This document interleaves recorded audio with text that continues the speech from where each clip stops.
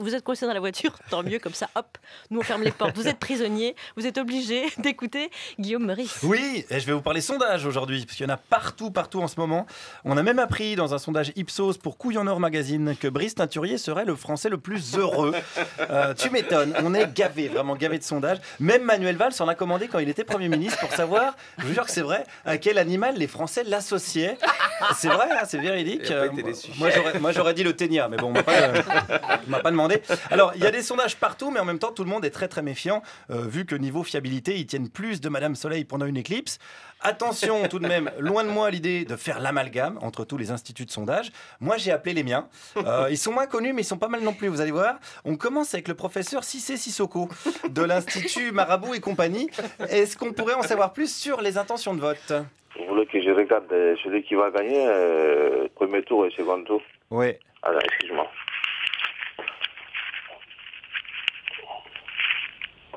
C'est des coquillages. Ah, c'est des coquillages, d'accord. Bon, je vous dirai ça, ok? Vous me rappelez dans 30 minutes, s'il vous plaît. Ah, il y a un petit délai. Mais quand même, 30 minutes, c'est pas mal. Ça va plus vite que les sondages traditionnels. Et la méthode, c'est la même, hein, vous avez entendu. Hein, ceux qu'on connaît, les instituts, ils font ça au doigt mouillé. Le professeur Sissoko, c'est avec des coquillages. Voilà, c'est deux écoles, mais ça se vaut. Alors, en attendant la réponse, j'ai appelé d'autres instituts de sondage, notamment celui du docteur Sissou. Quelle est sa technique? Moi, je prends les noms. Ouais. Je l'écris sur une bout de papier blanc. Donc, c'est sérieux quand même. Monsieur, c'est mon travail. C'est sérieux. Parfois aussi, dans votre travail, il y a quelques charlatans. Oui, dans tous les travaux, il y en a, ça se trouve. C'est vrai. Il y a la même proportion de charlatans chez la Sofresse que chez les sorciers, on imagine. Sauf que les sorciers sont moins souvent invités sur BFM TV. Il faut le reconnaître, c'est la seule différence. Alors en attendant, je continue mon travail de recherche auprès des instituts de sondage avec Maître Dembélé, qui lui est très très occupé en ce moment. Au bout de 3 jours, voilà, là je peux vous le dire. Hein.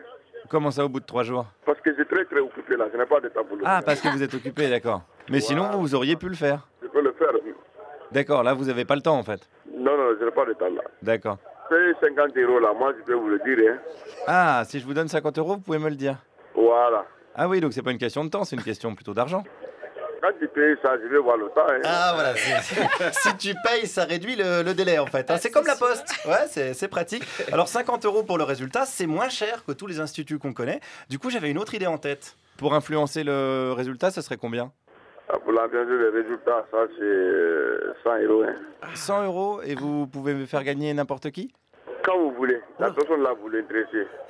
Si je vous dis par exemple qu'il faut faire gagner Philippe Poutou, si je vous donne 100 €, vous pouvez le faire gagner? Voilà. Putain! Mais en fait, ce sont pas les Russes qui truquent les élections. Ça vient d'Afrique subsaharienne. Oui. Si Poutou, il lâche 100 boules à Maître Dembélé, à lui, le palais de l'Élysée, ça se joue à rien du tout, cette élection. C'est incroyable. Tiens, d'ailleurs, est-ce que le professeur Sissoko, que j'ai donc rappelé, propose les mêmes services? Est-ce qu'on peut jeter, par exemple, un mauvais sort sur un candidat? Oh, oui, il n'y a pas de problème, ça c'est mon domaine. Ça, vous savez faire ça? Oui, bien sûr, même si j'appelle en Afrique tout juste là, aux forêts là-bas, je donne leur nom, et puis son date de naissance, ils vont faire tout de suite la même. C'est instantané? Oui. Ah, c'est pratique ça. Il va faire ce que vous voulez, vous voulez pas. Mais moi, je voudrais que, par exemple, François Fillon, il ait la gastro. Gastro. Oui. Comme vous voulez, il n'y a pas de souci. Excellent, mais c'est vachement pratique. En plus, comme il passe son temps à serrer des mains, je promets une belle petite épidémie dans les milieux catholiques de droite là, dans les prochaines semaines.